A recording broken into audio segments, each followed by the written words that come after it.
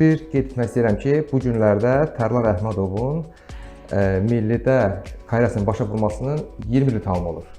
7 sentyabr 2005-ci ildə son oyununu keçirmişdi. Avstriyanın oyunu. Avstriyanın oyunu, bəli. Ümumiyyətlə Tərlan müəllim, o milli ilə bu millini müqayisə etsək, yəni həmin vaxtda biz belə deyək, qrup mərhələsində qələbəmiz olurdu, hissəmiz olurdu, bir neçə xal toplayırdıq və üstündən 20 il keçibdir, bu qədər futbol sərmayələr qoyulubdur. Yenə də qrupda elə eyni xalları toplayırıq, yəni hətta bəzi vaxtda daha pis nəticə göstəririk. Müqayisə etmək istəməzdim, çünki hər bir dövrün özünün şəraiti var.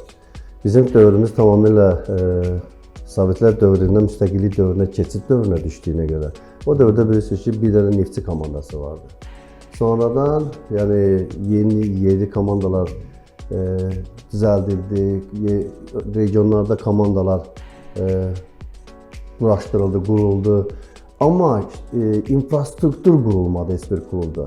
İnfrastruktur yaradılmadı. Nə köhnədən Sovetin dövründən vardı, Tofiq Bəhramov, bir neçə stadion vardı, onlar vardı. Və sonradan klublar yaradıldı, amma şərait, o infrastrukturda heç bir irəliləyiş olmadı. Düz 2000-ci ilə qədər. Yəni 2000-ci ilə qədər bizdə heç bir infrastruktur yox idi. Maliyyə də yox idi. Bizim formalarımız, yəni məşq forması yığma olsun, bizim formalarımız hamısı başqa-başqa bir ölkələrin formaları idi, məşqə çıxardı.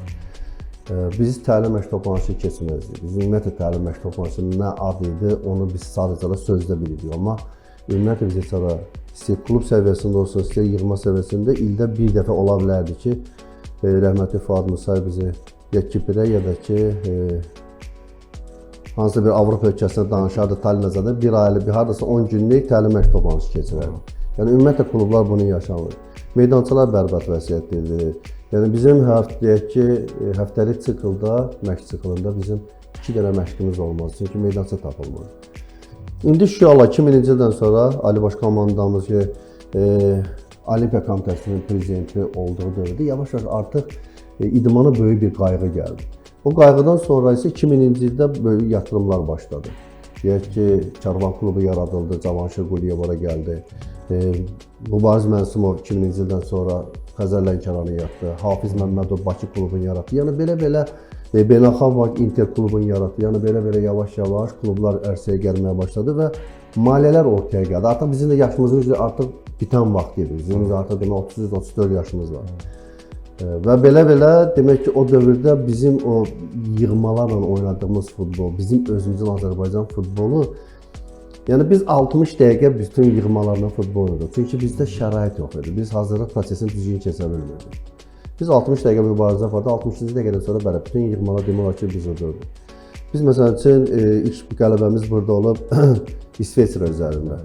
Yəni bu qələbə deyim ki, bəlkə də Azərbaycan futbolunun yaşaması üçün böyük bir töhfə verdi. O öndərimiz gəldi, həmin 26-cı dəqiqədə o öndər meydançaya daxil olur, biz qol vururuq. Təsəvvür edin ki, bunlar hamısı üstbəyiz gəlir. Və o dövrdən sonra Azərbaycan futbolunda bir balaca zanlanma var idi, harası 97-98-ci ildə. Sonra bir müddət yenə durğunluq əmələ gəldi. Yəni bizim o şəraitsizliyimiz bizi imkan vermirdi ki, biz 60-cı dəqiqədən sonra 90 dəqiqə mübarizə aparaq. Biz 60 dəqiqə mübarizə aparaq. Bütün komanda statistikada baxırsan, görürsən ki, biz qolların demək olar çoxunu 60-cı dəqiqədən sonra buraxmışıq. Amma indiki dövrdə, yəni 2000-ci ildən sonra klublar yaradıldıqca demək olar ki, onlara şərait də yaradıldı. Hər klubun demək olar ki, öz bazası var. Karvanın da öz stadionu bazası vardı. Xəzər Lənkəranın da vardı. Şəmkirin də öz stadionu bazası vardı.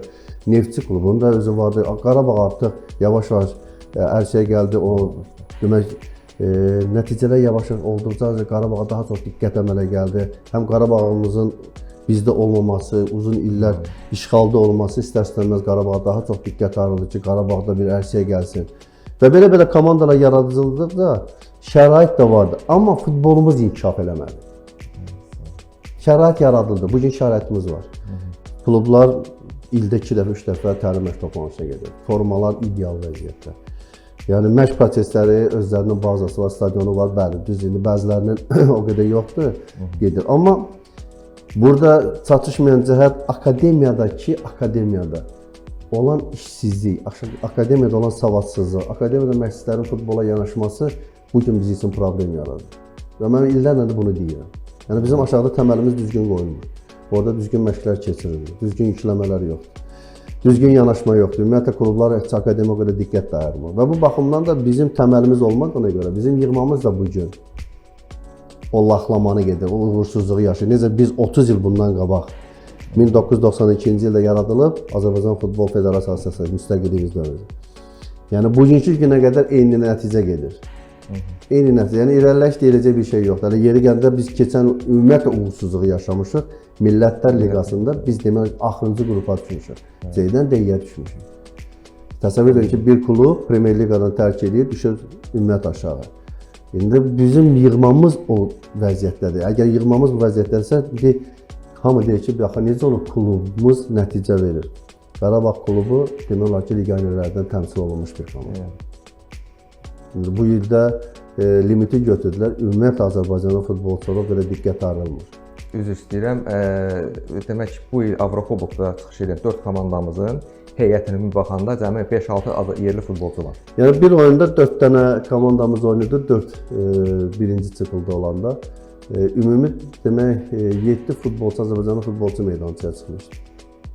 4 komanda 7 futbolçu. Yəni bir komanda toplanmır. Toplanmır. Yəni bu mən ona görə deyirəm ki, bizim getdikcə faciə gedir. Biz məsələn keçən il limit vardı 7+4 idi.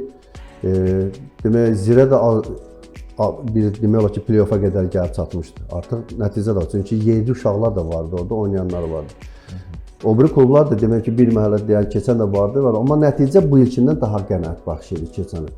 Halbuki yerli futbolçular bu il isə götürülür. Mən nədən sual verirəm ki, qardaş, gətirilən futbolçu vardı. Deyək ki, 11 futbolçu ümumi kluba bir kluba. Rüsum ödəməklə 85.000 manata başa gəlir. Ondan sonra 12-ci, 13-cü deyək ki, məsələn üçün gəlir 100.000 olmalı, ödənilməli. Sonraki mərhələdə artıq futbolçuya 200.000 rüsum ödənilməli ki, bu klubda oynasın. 85.000 ödəyir, deyək ki, 2 dənə də əlavə götürür, 100.000-dən ödəyir, büdcəsi var ki, gətirilən futbolçunu heç bir məşqçi kənarda otuzdurmaz. Çünki ondan sorğu da sual olacaq ki, sən bu qədər pul verib gətirmişsən, bu niyə ehtiyatda otuzdurursan? Yəni, sual çıxır da məşqçilər. Və heç bir məşqçidə o gətirilən futbolçu olduğu halda yerli futbolçunu oynatmaz. Bir dənə baxın, heç bir futbol klubu öz akademiyasından futbolçu çıxarmır, tək Qəbələdən başqa. Ona bağlanır. Burada da ümumi tam Qəbələ akademiyası bağlanmır, bir neçə yaş qrupunu bağlayırlar. Amma əvvəlki il proses ona doğru gedir. Bəli, əvvəlki onlarda proses nə idi? Onlarda məsələn üçün baza vardı, regionlardan futbolçular gətirirdi, orada qalırdılar, məktəbləri vardı, yemələri, içmə, hər şeyləri və məşqləri də gedib gəlirdilər. İndi artıq o proses yoxdur. Yəni ora artıq maliyyə ayrılmır. Sadəcə olaraq yerli uşaqlar kim varsa onların üstündə işlənəcək. Bu da hər halda getdikcə artıq əgər bu belə davam eləsə, demək ki, akademiyada bağlanacaq. Necə ki, bizim ümumiyyətlə heç bir akademiyadan normal futbolçu çıxmır.